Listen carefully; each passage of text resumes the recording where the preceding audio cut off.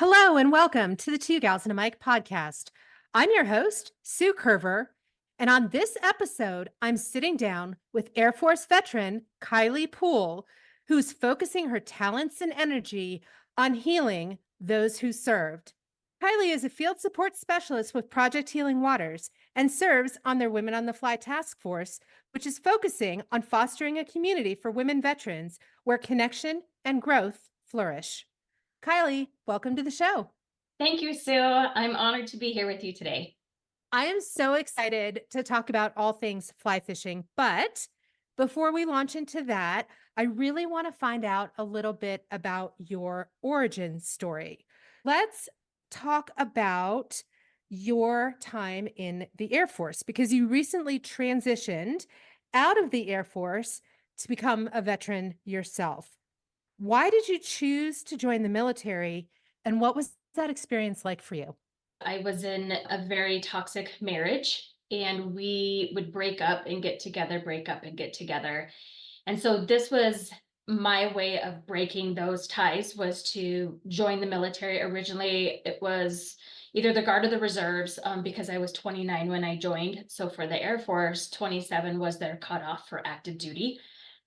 And my goal was to get a nursing degree. So then that way I could follow my then husband around. He was in the Marine Corps and work on post as a nurse. Doing that, going through basic training in my first tech school, we still weren't on good terms and decided to get a divorce. But as I continued in my career path and went into the reserves at Colorado, it wasn't really what I wanted. So then I looked into the Guard. I didn't even know that existed until I actually got into the reserves. And there was a Guard base up at Buckley Air Force Base who had open spots for a medical technician. So I transferred out of the reserves, went into the Guard, and found out they have a thing called AGR, which is Active Guard Reserves. I was able to get my foot in the door with that as public health. Went back to tech school to get my AFSC in public health. And I did that for years and years and years. I was on a field medical support team where we went out and were the middle ground between a mass casualty, so some sort of an event. We would triage the patients and then send them to a higher echelon of care. So that be their hospital or some sort of clinic, whatever they needed to do. So we did humanitarian missions. One really good thing about the Guard is each Guard unit has a state partnership with some other country. Colorado has two. We have one with the Kingdom of Jordan and then with Slovenia. On our field medical team, I was able to go to Slovenia because they have the same thing out there. Baltic Medical Task Force is what it's called, but it's a bunch of different little countries that come together and they do the same thing as a field medical unit. So we were able to partner with them and go out there and train them and then augment them when they did their trainings. So, how long were you affiliated with the Air Force before you transitioned back to For civilian status? 14 years. You transitioned back. Why did you choose to leave? This is where my origin story starts. Originally, I drank the Kool-Aid hard. I was going to do my 20 plus years. I loved it. Didn't want to change. Then I got into some really, really toxic leadership, and that toxic leadership happened to be female. Not only was my leadership female, but the other people within my full-time staff, majority of them were female as well. My military career was amazing with the men that were surrounding me. My chief, my commanders put me in leadership roles, believed in me, would support me, would allow me to be myself and be the NCO that they wanted me to be. When it switched to females, it was completely different. It became so bad that I didn't want to go to work anymore. I would think about ways to wreck my car on the way to work. I didn't want to die. I just wanted to hurt myself enough that I didn't had to go into work. I would call in sick when I wasn't sick just because I couldn't do that. Then COVID happened. I was pregnant at the time. My son was born in May of 2020. So I was able to have my maternity leave during COVID, which was nice. However, for medical supplies, I was the only one that could do that.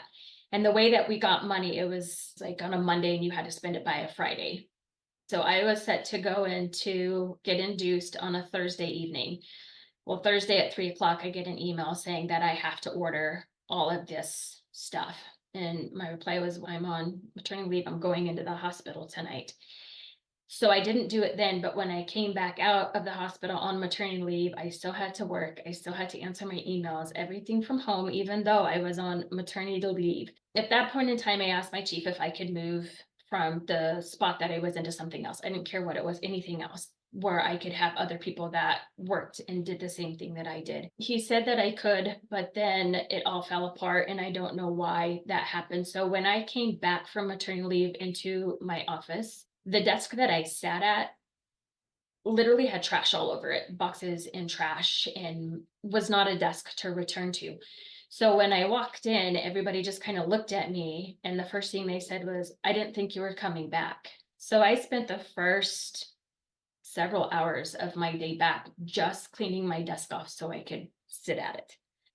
It just got worse and worse and worse with the way they would treat me. They would say we would have a staff meeting at 9 and I would show up and they would all say, oh, we already had it without you. So I asked to be, again, to my chief to be moved out of that office area because it was so toxic. So I was able to do that, but it still was bad. It continued to get worse and worse and worse.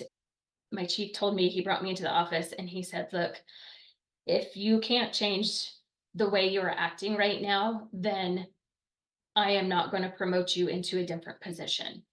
The reason why he said that was because I had stood up for myself with my female leadership and I got written up for it. On my yearly review, I went from all fives to threes because she said she didn't like the way that I was doing things. And so I ended up standing in front of our gun safe and my husband caught me and said, don't do this, you have. And at this time, Jack was what, 6 months old. Um, you have more to live for. I went in the next day and I put in my letter of resignation for my AGR orders. That same day, I actually got acceptance offer to transfer over to the maintenance group as their unit training manager. So I accepted that thinking, okay, clean slate, I'm going into not a new unit, but at least a new squadron where I can do something completely different. So I was excited to do that, but still looming in the background was all of the stuff that had happened with me at the medical group. I had asked for help from one of the nurses, and I also got another letter of reprimand for that because I didn't go through my chain of command, and I didn't want to go through my chain of command because I didn't trust them. Went to maintenance for 2 years and it was okay in the beginning, but the job that I was doing was supposed to be for 3 to 4 people, and I had to do it by myself. I didn't go to tech school. Because I excelled at it without doing all of that, they just kept me in that seat and didn't bring anybody else into it. At that time, then I was going through a med board for an autoimmune disease that I got while I was in the military. And the med board found out that I only had a couple more months left on my orders. And so they kicked it back and just gave me a non-deployable code because they didn't want to take the time to med board me if I was getting out anyway. The real reason why I decided to get out is because I wanted to be a more present mom to my son, Jack, be a more present wife to my husband, and the military was no longer for me. The fact that I would rather die and not be here than go to work is a huge reason why I decided to get out. And here you are, as I mentioned in the introduction, focusing on a Women on the Fly initiative Yeah. through your job at Project Healing Waters that really is at the very core looking to help women veterans create community, friendships, and find purpose. Yet you've just spent time talking about toxic leadership, toxic female leadership. So, why are you focused on plugging into women? I didn't know that answer until a couple weeks ago. I still to this day get extremely high anxiety when I know I have to be around women to the point that it physically shows on me. I either get hives, I get a cold sore, or I've even had shingles because it scares me. It absolutely scares me. I didn't really realize why I wanted to do the Women on the Fly mission in the very beginning. It just was kind of something else for me to do within work. But as we've gone through it over the past year, I've realized that I really need that in my life to heal those bonds, to heal all the trauma that has happened to me from the military, because I know I'm not the only one. I know I'm not the only female out there that had a horrible leadership and got put down because they were good at what they did. And I don't want anybody else to ever feel like that. And I want to be able to reconnect myself with other ladies and understand that I'm safe. It is really hard for me to be around other women. It truly is. It is so deep in my core how hurt I was that it's taking me a lot to just be able to be around women. So you're now working for Project Healing Waters, which, as a nonprofit organization, helps veterans heal and work through their healing journeys using fly fishing. How did you get involved in this, Kylie? Do you fly fish? Is this something that you've done since you were a child? Nope, not at all. So I actually got into Project Healing Waters via my husband. When I got out of the Air Force, we moved to Casper, Wyoming, and he got approached by the program lead in Casper, Wyoming. And so he came home and kind of told me about it. And I was like, yeah, cool, whatever. And then I was looking for a job because I wanted to do something. So I wasn't just sitting at home. So I thought, I wonder if they're hiring. And sure enough, they were hiring for a remote position. So honestly, I got into it specifically for a job. Fast forward a year and a half, I have had the amazing opportunity, one, to learn how to fly fish, even though I'm still not good at it, but it's something that I want to work at and I want to be better at. It gives me purpose. Two, I've been on multiple women's trips. So last year was my first year to Freedom Ranch in Montana. Then I was able to lead an all women's trip to Oak Heart Lodge, which is in Michigan, Michigan. Through Project Healing Waters, really just organically happened to not only learn how to fly fish, but I've also been able to be around women to understand that it's okay. We all have struggles, we've all gone through things, and it's a way for me to heal with them. And then it's also a way for me to heal myself by being out on the water. Which to me is really brave. And when we think about bravery, I'm thinking about all these things that you've just shared. You took a job where you didn't have a background, doing something that you weren't familiar with, where you're involved with groups of people, with women whom you just expressed give you anxiety, but you know that you need that for your own healing journey. Yet you continue to move forward with all of this. So, what advice would you offer your past self? If you had to dig into your vault of truth, what would you say or what would you want to share with the younger version of you? I would say to believe in yourself and not to let the opinions of others bring me down. I do take a lot of things personally, and I think I have to understand that sometimes when people do things towards me, it's not because of me, it's something that they have going on within their own lives. And it's up to me to filter through that and understand that it's their opinion and it's not the truth. Just keep going forward, and that there are women out there who do want to help, that will hold you up and that will support you. So I think it's important to make connections and understand that they may work or they may not work, but at least I'm moving forward and trying new things with that. Well, on that note, and on the idea of making connections, finding community, forging friendships, here you are sharing your gifts and talents. What's been the most profound thing that you have discovered about yourself along this healing journey? Again, I think it goes back to our Women on the Fly weekend. I didn't realize it till I was driving home, the impact that being on this committee has done for me. You know, at first, like I said, it scares me to do it, but at the same time, I have met you. I've met some amazing women. Our committee is amazing. We all support one another. And I think it's finding that why. Working here, I hear all these stories of these amazing stories of the why people are here and the why people stay and how much Project Healing Waters has saved their life. And I've kind of scratched my head like, this is not, I don't know what saved my life. It was a job.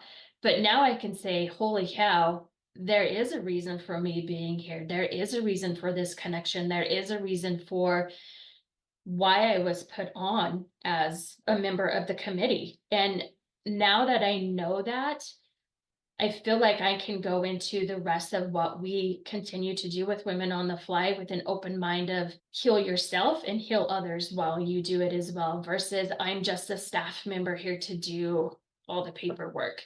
Now I know there's a way deeper meaning to it, which I think is going to change how I look at it and how I approach it from here on out. Let's talk about that deeper meaning. So, for our listeners who maybe don't have any context about this initiative that we've been talking about, the Women on the Fly initiative through Project Healing Waters, tell us a little bit about it.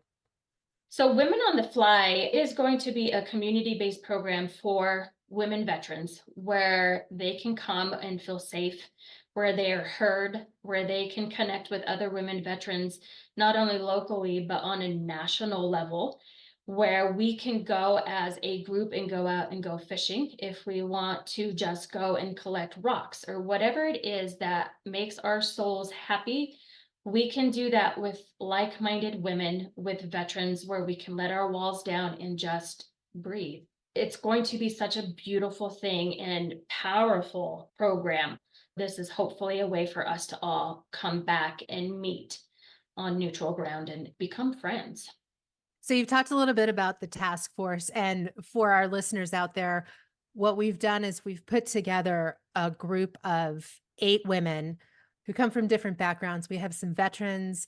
Kylie, you're an employee of Project Healing Waters. We have a couple of board members, but all of us have different skill sets and whys for why we are on this task force moving the Women on the Fly initiative forward. And it sounds like in this conversation, Kylie, you're talking about your own moving into a deep sense of purpose. I've chatted with a lot of women on this podcast about purpose, about what that looks like, about the importance of having purpose and plugging into that. What is yours? What drives you now? And what legacy do you want to leave? My purpose now is to make sure that the women out there, female veterans, understand that they're not alone and that we are not here to judge them. We are not here to make them feel unwelcome. Regardless of what you went through, at the core of ourselves, we are women, we are mothers, we are friends. My purpose and hopefully my legacy with this is that we build Women on the Fly and Project Healing Waters into something beautiful that women can feel comfortable coming into, even if you don't know how to fish. Taking that first step and understanding that there are other women out there who feel probably the same way as you do. Just come and be together with us, feel a hug, feel a hand, breathe. And I hope the legacy that we can provide is a place for you to heal safely and on your own terms. Come on your own terms and heal on your own terms. And we're here to support whatever that is.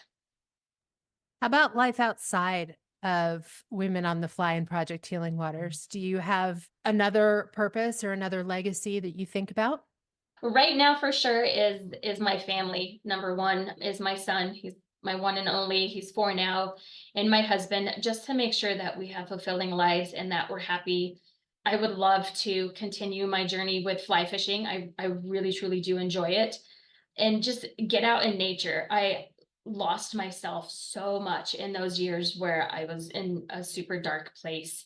I love to cook, and I even lost the love to do that completely. And I'm starting to slowly get that back. I'm starting to slowly realize that wounds can heal and they will heal if you give them time, but you also have to work on that. They can't just be pushed down. You push them down, they're just going to constantly be there.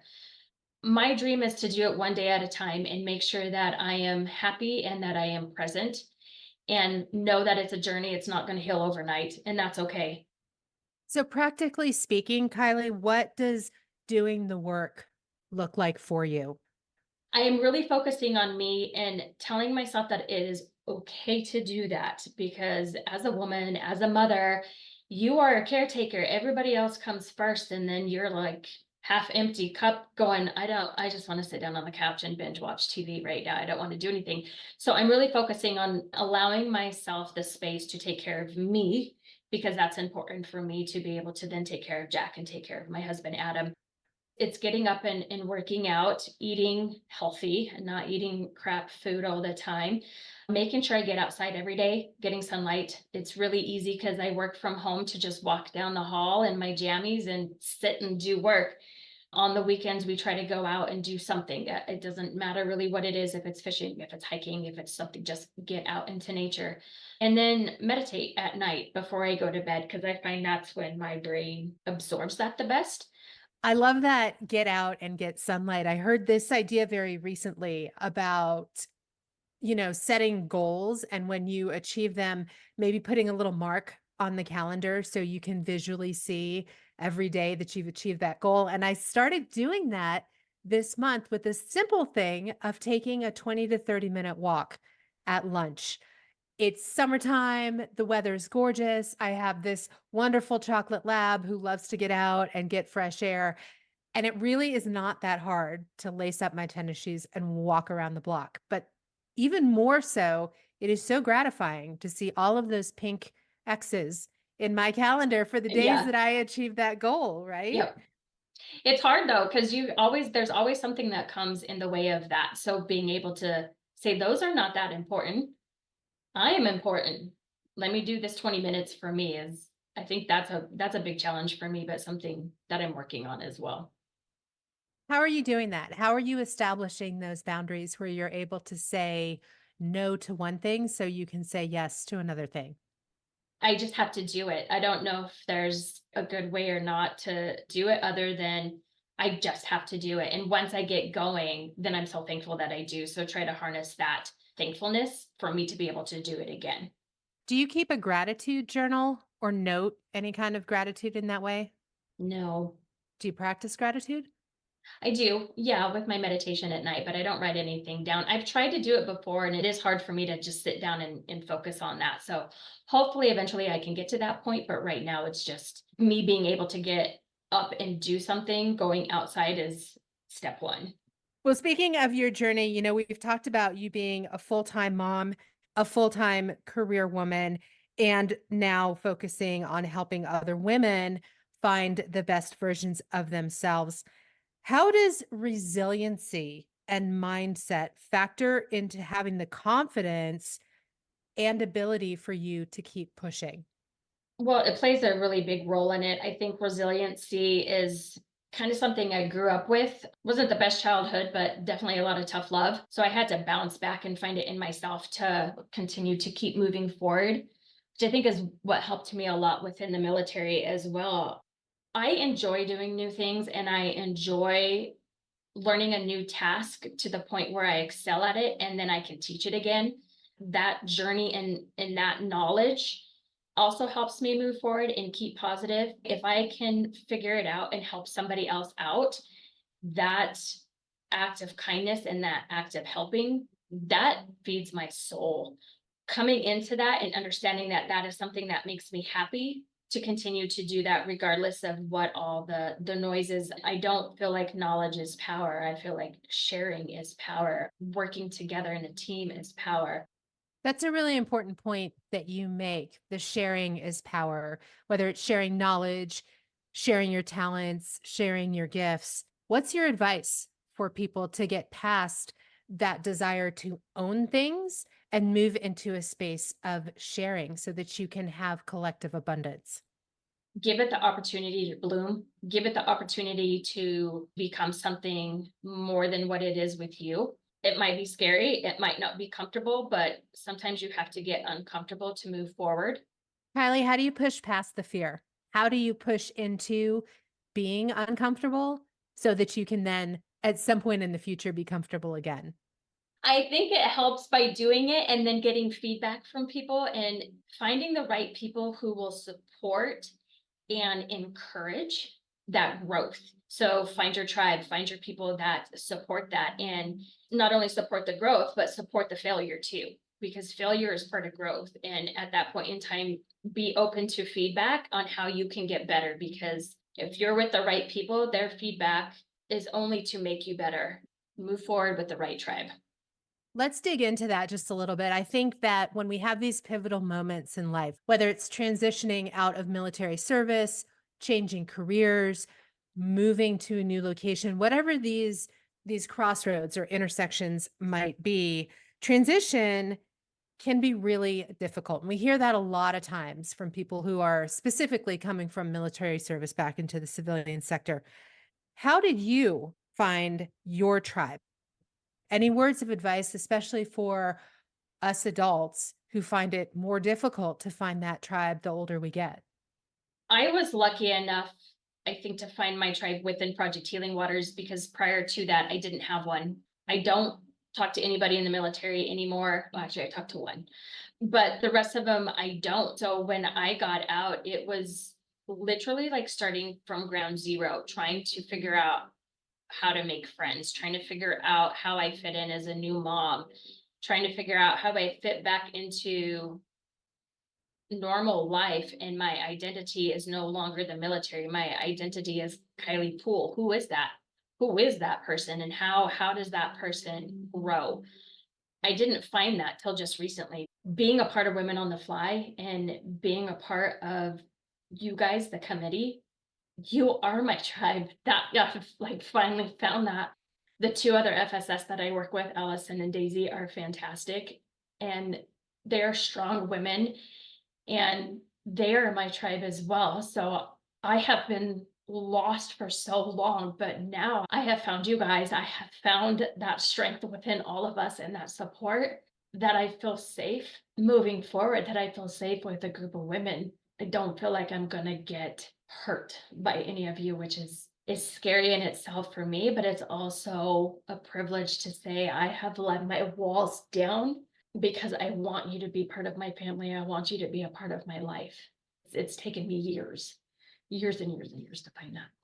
The problem with podcasts is you can't reach through and give your sister a hug. Because if I could, that would be the most defining hug moment right there. I mean, Kylie, that is powerful to say that you have been lost for years and all of a sudden you had this defining moment where everything shifted. And I think we need to acknowledge that because in my own journey, as I think many of the listeners know, there was definitely time and space where I felt isolated. I felt alone and I felt that I was navigating it by myself and Yeah. no one understood. I had no one to walk alongside. What do you think your biggest challenge is going to be moving forward from this space and place? And how do you anticipate tackling that? I think my biggest challenge is going to be with other women with my guards down and an open heart, and to feel safe around them. But I feel that the more that I do and the more women that I meet, those walls are slowly going to start coming down, and I'm slowly going to begin to feel that trust again around all of them. How I do that is continue doing what I'm doing, continue to allow myself to be a part of the all women's trips, to be a part of Women on the Fly, to continue to build those relationships and reach out when I don't feel comfortable, and make sure that when I am with these women that I actually sit down and have a conversation. So just to be able to sit down and feel comfortable enough to say, "Hi, I'm Kylie." You've mentioned several times this idea of feeling safe. What does that mean? What does that look like for you? What is a space of safety? Safety for me feels like a place that I can go and relax, where I don't feel this pressure to be something that I'm not, where I don't feel this pressure to hide who I truly am. It's more of a feeling, I think, than something that is looked at. In order for me to feel safe, I have to put some walls down, because if I continue to have those walls up, then I'm never going to feel safe. For me, it's telling myself it's okay to be vulnerable. It's okay to step out of my comfort zone. And the more I do that, the more it's going to feel safe for me, for my feelings. And once I start feeling safe within inside my body, then I think I can start feeling safe giving myself to other women. So you've been in situations, especially recently, where you've had this bubble of safety created, where you have been able to be in a space where you have felt like you could let those barriers down and show up as yourself. How do we, generally speaking, create spaces of safety, whether that's in our relationships, in our friendships, in our families, navigating through life? How do we create safety spaces so we allow people to show up authentically? I think a lot of that has to do with letting our walls down and sharing our story. We all have stories, but to share those and open up that vulnerability, open up that honesty and communication, stories. It all comes back to letting them know who you are, where you've came from, your own journey. Being around all of you is helping my journey. And this is how you can help me. How can I help you? In your own story, what's the most pivotal lesson that you have learned along the way that has shaped you and brought you to this current place in life? That I am loved and that I am enough are two of the things I have to constantly tell myself. That's part of my self-care is the talk that I tell myself.